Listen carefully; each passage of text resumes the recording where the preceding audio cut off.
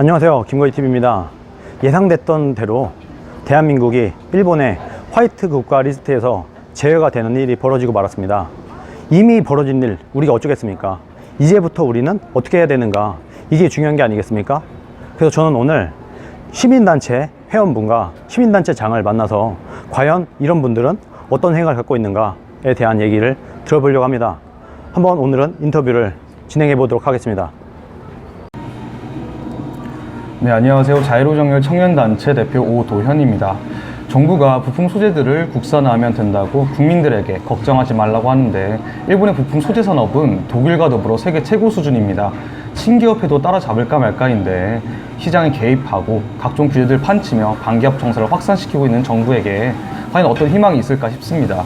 우선 기업 간의 자유로운 경쟁을 통해 이윤 창출할 수 있도록 정부의 개입과 규제로부터 자유로워질 수 있도록 해결해야 된다고 생각합니다. 우선 국가 경쟁력을 살리기 위해서라도 법인세부터 낮추고 해외 투자자들을 끌어오게 하는 것이 하나의 방법이라고 생각됩니다.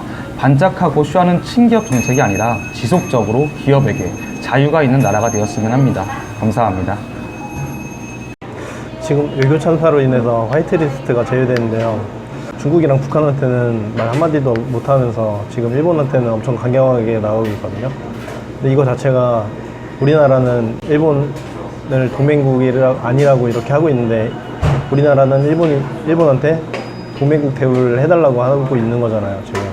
이거 자체가 말이 안 되니까 지금 어찌됐든 이거를 국가가 수술을 해야지 기업이나 국민한테 떠넘기면 안 된다고 생각합니다. 그래서 어찌됐든 일본이랑 다시 미국이랑 협조를 해서 다시 한미일 외교 동맹을 굳건히 맺어서 외교적으로 풀어나갔으면 좋겠습니다.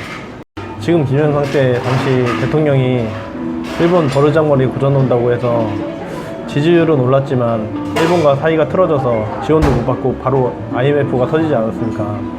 문재인 대통령께서는 과거 아베 총리에게 우리는 동맹이 아니다라는 말씀을 하신 적이 있었습니다. 그런데 이제 와서 일본의 그런 행동에 대해서 이낙연 총리는 한미일 안보 공조 체계에 균열을 낼 수 있는 그런 처사라고 말씀을 하셨습니다. 이렇게 정부에서 왔다 갔다 하는 이런 오리무중한 입장을 도무지 이해를 할 수가 없습니다. 앞으로는 이런 대한민국의 대통령이신 만큼 좀 개인적인 그런 감정이 아니라 냉철하고 좀 이성적인 그런 판단을 해주셨으면 좋겠습니다. 그리고 말씀을 하실 때 조금 더 신중하게 여러 가지를 고려해서 말씀을 해주셨으면 좋겠습니다. 지금 우리 정부가 하고 있는 것을 간단하게 요약을 하자면, 대한민국은 일본을 적으로 규정을 했어요. 지지 않겠다고 했어요. 그래 놓고 일본은 우리를 우호국 대우, 동맹국 대우를 해달라는 거예요. 얼마나 황당합니까?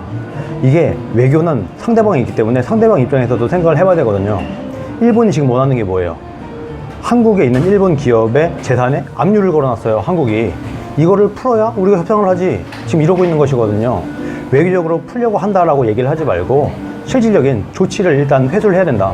한국이 일본의 조치를 취했어. 이것에 대해서 일본이 한국의 조치를 취한 건데, 한국의 조치는 그대로 두고 우리 협상하자. 협상이 안 된다는 겁니다. 그래서 이거를 풀고 나서 진짜 외교적인 테이블을 만들어서 협상을 해서 이 문제를 해결해야 된다. 저는 그렇게 보고 있습니다. 지금 그리고 문재인 대통령과 청와대와 민주당이 국민들한테 반일 일본 불매운동에 부채질을 하고 있어요. 이걸 일본이 다 알고 있습니다. 다 보고 있어요. 이런 것도 우리가 생각해야 될 부분이라고 생각을 합니다. 반일 불매운동이 과연 우리 국익에 도움이 되는가? 일본의 피해보다 대한민국에 입는 피해가 훨씬 크거든요. 대한민국 정부는 우리나라 정부답게 대한민국 국민과 기업들을 낭떠러지로 몰지 말고 부드럽게 외교적으로 잘 풀어나가는 지혜를 발휘하길 바랍니다. 오늘 여기까지 하겠습니다. 감사합니다.